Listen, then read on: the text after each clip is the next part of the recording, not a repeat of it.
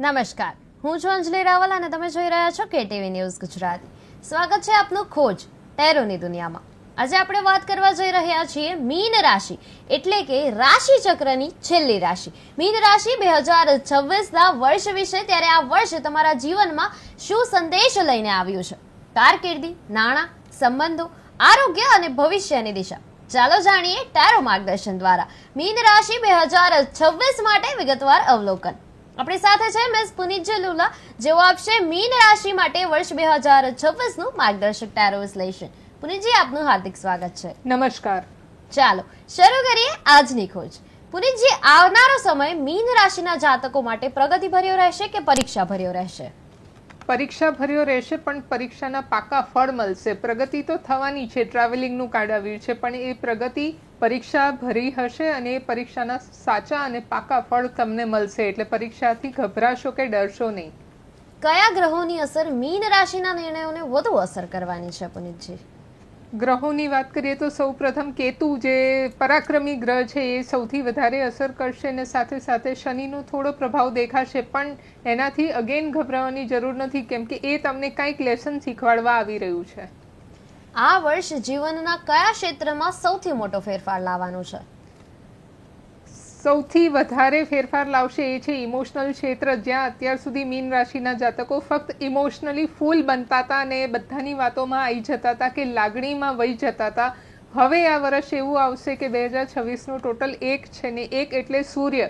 તો ત્યાં તમે ઇમોશનલી ડ્રેગ નહીં થાઓ અને પ્રેક્ટિકલી ડિસિઝન લેતા શીખી જશો અને એ પ્રેક્ટિકલ ડિસિઝન તમને આગળ જતાં પ્રોફિટ બી સાબિત થશે.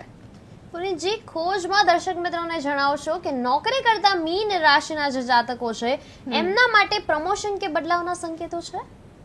નોકરી કરતા જાતકો માટે સૌ પ્રથમ તો ક્લિંગિંગ ટુ ધ પાસ્ટનું કાર્ડ આવ્યું છે. એટલે અત્યાર સુધી જે નોકરીમાં ભૂલો કરતા આવ્યા છે એ ભૂલો જો રિપીટ નહીં થઈ અને આગળ જતાં પ્રોગ્રેસ થયું તો ઓટોમેટિકલી એમને પ્રમોશન કે પોઝિશન ચેન્જ મળે છે. અને એ પોઝિશન એમને એકલાએ હાસિલ કરવાનું છે, બધાનું સપોર્ટ લઈને નથી કરવાનું, કેમ કે સપોર્ટમાં જ એમની સાથે પોલિટિક્સ રમાઈ રહી છે. તો ઇમોશનલી અગેન ડ્રેગ કે ફૂલ ના બનીને એ લોકો જો પોતે એક પોતાના એફર્ટ્સ નાખશે તો ઓટોમેટિકલી પ્રમોશન કે પોઝિશન અપલિફ્ટમેન્ટ દેખાશે. પુનિતજી, મીન રાશિના જે જાતકો છે, બિઝનેસમેન કે બિઝનેસ વુમન માટે નવો ધંધો શરૂ કરવાનો સમય અનુકૂળ દેખાય છે? નવો ધંધો શરૂ કરવાનો જે ચાન્સીસ છે 50-50 છે. સ્કિઝોફ્રેનિયાનું કાર્ડ આવ્યું છે. એટલે તમે સ્ટાર્ટ તો કરી દેશો, પણ એને કન્ટિન્યુ રાખવાની ઈચ્છા નહીં થાય કે મેન્ટલી તમારું માઇન્ડ વેવર થયા કરશે. પણ ઇનર વોઇસ તમારું શું કહે છે, બીજાના સજેશન પર ડિપેન્ડ ના થતાં ઇનર વોઇસ જો તમારું કહે છે કે હા ડેફિનેટલી આ બિઝનેસમાં હું આગળ વધીશ, તો જ એમાં તમે એન્ટર થજો કે જમ્પ લાવજો. નહીતર હમણાં આ વર્ષ ખમી જશો તો ચાલશે. 2027 તમારા માટે બિઝનેસ માટે પોઝિટિવ છે. પુનિતજી, વિદેશી કંપની કે નવા પ્રોજેક્ટ સાથે જોડાવાની શક્યતા દેખાય છે? શક્યતા પૂરેપૂરી છે. ટોટાલિટીનું કાર્ડ આવ્યું છે ને ટોટાલિટી એટલે યુનિટી. તો વિદેશી કંપનીઓ સાથે તમારું જે બોન્ડ છે કે ટાઈઅપ છે એ બહુ સ્ટ્રોંગ ડેવલપ થશે. જે કંઈ ઓપોર્ચ્યુનિટી આવી રહી છે એ ઓપોર્ચ્યુનિટી તમારા ફેવરમાં આવશે ને તમારા પોઈન્ટ્સ કે પ્રોસ્પેક્ટ્સ ત્યાં એક્સેપ્ટ કરવામાં આવે અને સાથે સાથે તમને એક સરસ નામ, દામ અને કામ મળે એવી શક્યતા દેખાય છે. મીન રાશિના જાતકો માટે કારકિર્દી માટે જાન્યુઆરીથી ડિસેમ્બર 2026 સુધી કયા મહિના સૌથી વધુ સહાયક રહેશે? સૌ પ્રથમ તો ટ્રસ્ટનું કાર્ડ આવ્યું છે. એટલે કારકિર્દીમાં જ્યાં સુધી પોતાના પર ટ્રસ્ટ ના હોય ત્યાં સુધી એ કોઈ પણ દિવસ સહાયક બનતો નથી. સાથે સાથે ફાઇટિંગનું કાર્ડ છે, જે ગાઈડન્સ કાર્ડ છે. તો તમારે એક ટફ ફાઇટ આપવાની છે અને એ ટફ ફાઇટ તમને પ્રોપરલી એક પોઝિટિવ પાથ ઉપર લઈ આવશે. સાથે એડવેન્ચરનું કાર્ડ છે અને મહિનાની વાત કરીએ તો માર્ચથી લઈને ઓગસ્ટ વચ્ચેનો મહિનો અતિ સહાયક બનશે. પુનિતજી, આવકના નવા સ્ત્રોત ખુલવાની શક્યતા છે? ન્યૂ સોર્सेस ઓફ ઇન્કમ પોસિબિલિટીઝનું કાર્ડ છે. ડેફિનેટલી નવા સોર્સ ઓફ ઇન્કમ મીન રાશિના જાતકો માટે ખુલી રહ્યા છે 2026માં અને એ અતિ પોઝિટિવ સાબિત થશે. એ લોકો જ્યાં બી ઇન્વેસ્ટ કરશે એનું પૂરેપૂરું વળતર એમને પાછું મળશે. રોકાણ કરવું હોય તો એના માટે શેર, પ્રોપર્ટી કે બિઝનેસ, શેમાં યોગ્ય પગથિયું દેખાઈ રહ્યું છે? શેર, પ્રોપર્ટી કે બિઝનેસ ત્રણેય પોઝિટિવ છે. શેર માર્કેટમાં ફ્લાવરિંગનું કાર્ડ છે એટલે બ્લેસિંગ તમારા ઉપર વરસી રહી છે. તો શેરમાં જ્યાં બી ઇન્વેસ્ટ કરશો ત્યાં તમને પૂરેપૂરું એનું રિવર્ટ મળશે. પ્રોપર્ટીમાં એબન્ડન્સ એટલે કુબેર મહારાજ સાક્ષાત તમને આશીર્વાદ આપી રહ્યા છે. તો પ્રોપર્ટી તમારા માટે એક ગોલ્ડન જેકપોટ ઓપોર્ચ્યુનિટી બની શકે છે. બિઝનેસમાં આવે છે ગો વિથ ધ ફ્લો, એટલે એ પ્રમાણે એ ટાઈમે જે પરિસ્થિતિ હોય એ પ્રમાણે જો તમે વર્તન કરશો ને એક્શન લેશો તો ઓટોમેટિકલી બિઝનેસ બી પોઝિટિવ સાબિત થશે. પુનીતજી, અચાનક અને અણધાર્યા ખર્ચથી બચવા માટે શું સાવચેતી રાખવી જરૂરી છે? અનએક્સપેક્ટેડ એક્સપેન્સથી બચવું હોય તો સૌપ્રથમ તો જે ઓપોર્ચ્યુનિટીઝ તમને પ્રલોભનમાં નાખે કે લાલચ આપે એ ઓપોર્ચ્યુનિટીઝથી બચવું પડે, દૂર રહેવું પડે. કેમ કે ઘણી બધી ઓફર્સ ચાલતી હોય છે, એ શોપિંગની હોય કે વોટ એવર, પણ એ ઓફર્સ દરેક વસ્તુ તમારા કામની હોતી નથી અને મોલમાં ગયા પછી હાથ રોકાતું નથી. તો અનએક્સપેક્ટેડ એક્સપેન્સથી બચવું હોય તો ઘણા બધા જે વસ્તુઓ છે એને માઇન્ડને કંટ્રોલ રાખીને લેટ ગો કરતા શીખશો તો ઓટોમેટિકલી એક્સપેન્સ ઘટશે. બધું જ મનનો ખેલ છે. યસ. તો પુનીતજી, બચત અને ખર્ચ વચ્ચે સંતુલન રહેશે કે અસંતુલન રહેશે? બચત અને ખર્ચ વચ્ચે પાર્ટિસિપેશનનું કાર્ડ આવ્યું છે એટલે અત્યારે તો વેવરિંગ બતાવે છે, પણ જેમ જેમ વર્ષ પસાર થશે એમ એમ ખર્ચ વધવાનું છે. કેમ કે કોમ્પ્રોમાઇઝનું કાર્ડ આવ્યું છે એટલે ખર્ચથી બચવું બહુ જ જરૂરી છે ને મેન્ટલી ડિસાઇડ કરવું અને મેન્ટલી સ્ટ્રેસમાં આવીને ઘણો બધો ખર્ચો ના કરવો, એનાથી બી બચવું જરૂરી છે. પુનીતજી, ખોજમાં આપણે સિંગલ અને મિંગલની વાત કરવા જઈ રહ્યા છીએ, એટલે કે પ્રેમ અને લગ્નયોગ વિશે વાત કરવા જઈ રહ્યા છીએ. ત્યારે ખોજના દર્શક મિત્રોને જણાવશો કે જે સિંગલ મીન રાશિના જાતકો છે એમના માટે પ્રેમ કે લગ્નના યોગ ક્યારે છે? પ્રેમ કે લગ્નના યોગ જે અનમેરિડ મીન રાશિના જાતકો છે એમના માટે ઓગસ્ટ પછીના મહિના પોઝિટિવ બતાવે છે. ઓગસ્ટ સુધી એમનું જે મેન્ટલી પ્રિપેરેશન છે એ ચાલશે. ગિલ્ટનું કાર્ડ આવ્યું છે એટલે પાસ્ટ રિલેશનશિપ્સ હોય કે અત્યાર સુધી તમને સોલમેટ નથી મળ્યું પણ તમે શોધી રહ્યા છો, તો પોતાને એના માટે પ્રિપેર કરી લો કે તમે ખરેખર કેવું સોલમેટ શોધી રહ્યા છો, એમાં કેવા ક્વોલિટીઝ હોવા જોઈએ. અને એ પ્રિપેરેશન થઈ જશે એટલે ઓટોમેટિકલી યુનિવર્સમાંથી તમારી સામે એક સરસ પાત્ર આવશે જે તમે ડિઝર્વ કરો છો. લગ્ન જીવનમાં સ્થિરતા અને સમજૂતી વધવાની છે? લગ્ન જીવનમાં સ્થિરતા અને સમજૂતી વધવાના પ્રયત્ન તો થશે. કરેજનું કાર્ડ આવ્યું છે, પણ આ વસ્તુ એવી છે કે સ્થિરતા અને સમજૂતી વધારવી એ કરેજ એટલે કે પથ્થરમાંથી ફૂલ ઉગાડવા જેવું કઠિન છે પણ અશક્ય નથી. જો એક્સેપ્ટન્સ વધી જાય અને એક્સપેક્ટેશન ઘટી જાય તો આ વસ્તુ પોસિબલ થઈ શકે છે.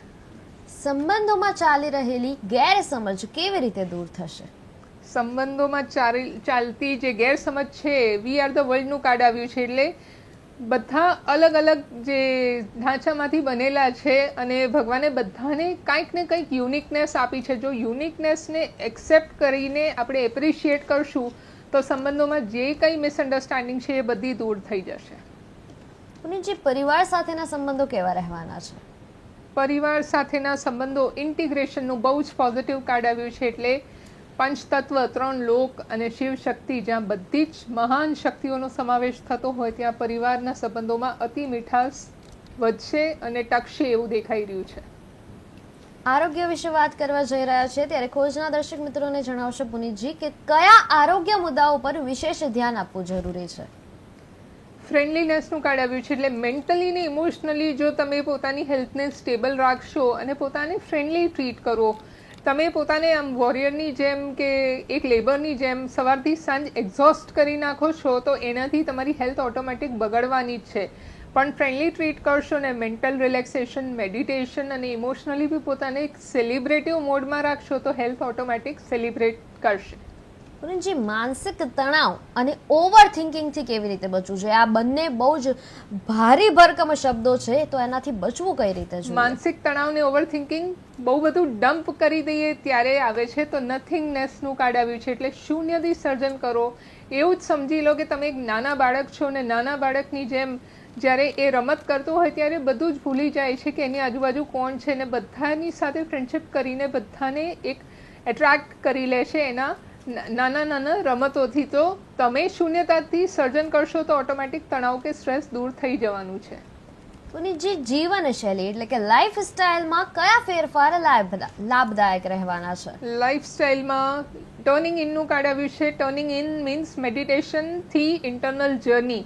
જો લાઈફસ્ટાઈલમાં ઇન્ટરનલ જર્નીને તમે ઇમ્પોર્ટન્સ કે પ્રાયોરિટી આપશો તો ઓટોમેટિકલી તમારું લાઈફસ્ટાઈલ એક પોઝિટિવ ટ્રાન્સફોર્મેશન તરફ જઈ રહ્યું છે. અને મીન રાશિ માટે ખાસ છે આ વસ્તુ, કેમ કે મીન રાશિ ઇમોશનલ ને જલ તત્વની રાશિ છે, એટલે મૂડ સ્વિંગ્સ અને અચાનકથી વારે ઘડીએ રડવું આવી જવું, આ બધાથી બચવું હોય તો મેડિટેશન બહુ જ પોઝિટિવ સાબિત થશે.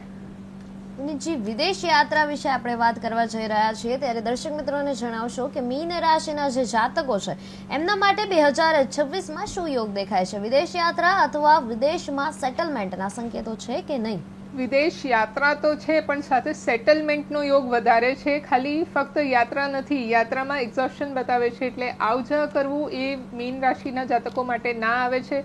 પણ ત્યાં જઈને સેટલ થવું ને શોર્ટ ટાઈમ કે લોંગ ટાઈમ માટે કંઈક પ્રોજેક્ટ્સ કરવા અથવા તો ત્યાં એક સિટીઝનશીપ લેવું, એના ચાન્સીસ વધારે દેખાઈ રહ્યા છે.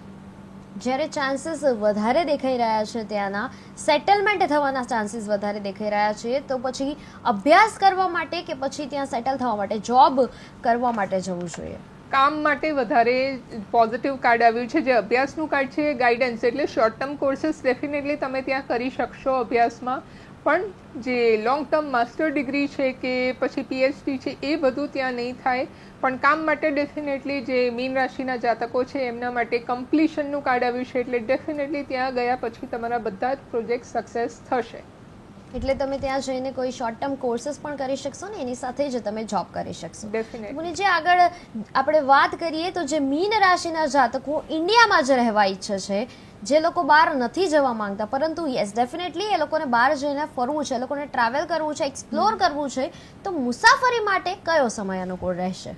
મુસાફરી માટે જુલાઈ મંથ આવ્યું છે ને પ્રોજેક્શન્સનું કાર્ડ છે, એટલે હસબન્ડ વાઈફ ફેમિલી કે ફ્રેન્ડ સર્કલ એ લોકો પ્લાનિંગ કરી શકે છે. મીન રાશિના જાતકો 2026માં જુલાઈ મંથમાં ડેફિનેટલી ટ્રાવેલ કરી શકશે ને મેન્ટલી રિલેક્સ થશે ને એન્જોય કરીને આવશે. પુનીતજી, મીન રાશિ માટે આવનારા વર્ષમાં એટલે કે 2026માં કયો શુભ રંગ રહેવાનો છે? જેમ કે એમને કોઈ ઇન્ટરવ્યૂ આપવા જવું હોય કે કોઈ શુભ કામ કરવા જવું હોય, કોઈ છોકરી જોવા જતું હોય કે કોઈ છોકરી છોકરો જોવા માટે જતી હોય કે કોઈ પણ શુભ વસ્તુ કરવા જઈ રહ્યા હોય, ત્યારે એ કયા કલરના જે વસ્ત્ર છે એ પહેરી શકે છે? મીન રાશિના જાતકો માટે જેમ ટ્રાફિક સિગ્નલમાં ગ્રીન લાઇટની આપણે રાહ જોતા હોઈએ, એમ મીન રાશિ માટે ગ્રીન કલર અતિ પોઝિટિવ દેખાઈ રહ્યું છે. તો ગ્રીન કલરના વસ્ત્ર ધારણ કરશે કે ગ્રીન કલરની કોઈ વસ્તુ સાથે રાખશે તો 2026નો પ્રત્યેક દિવસ એમના માટે પોઝિટિવ છે.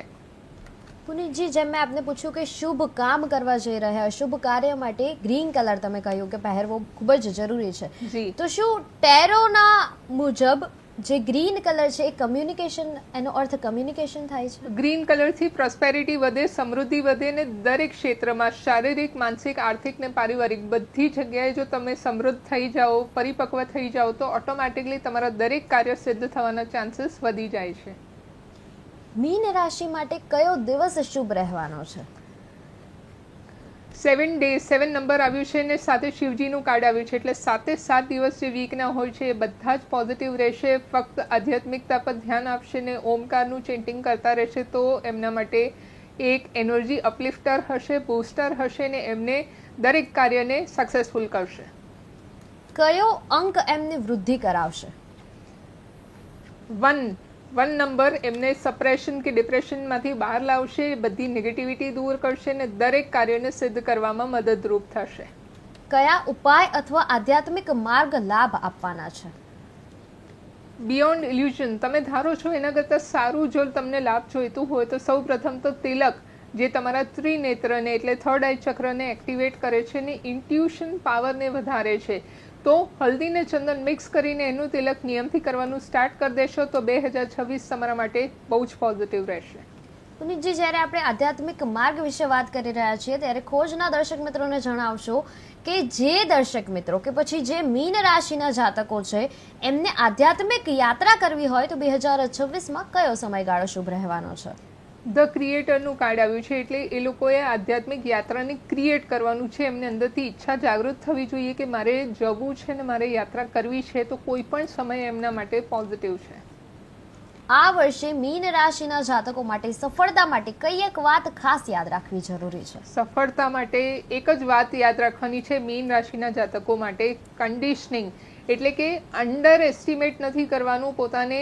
તમે જે છો એ લાયન છો, એક કિંગ ઓફ ધ જંગલ છો, તો પોતાના અંદર એક લીડરશિપ ક્વોલિટી, એક કોન્ફિડન્સ જો ડેવલપ થશે તો ઓટોમેટિકલી તમારા માટે આ વર્ષનો દરેક દિવસ પોઝિટિવ થશે. પુનીતજી, ફ્રેન્ડશિપ એટલે કે દોસ્તો વિશે વાત કરીએ ત્યારે મીન રાશિના જે જાતકો છે એ લોકોએ જૂના દોસ્તોને યાદ કરવા જોઈએ કે નવા દોસ્તો બનાવવા જોઈએ? બંનેમાં પોઝિટિવિટી આવી છે. જૂના દોસ્તોમાં હાર્મનીનું કાર્ડ છે, એટલે ડેફિનેટલી જે જૂની ફ્રેન્ડશિપ છે, જે વર્ષોનું બોન્ડ છે, એને સાચવવું બહુ જરૂરી છે. અને મીન રાશિ પોતે જલ તત્વ છે, એટલે ઇઝીલી બધામાં મર્જ થઈ જાય.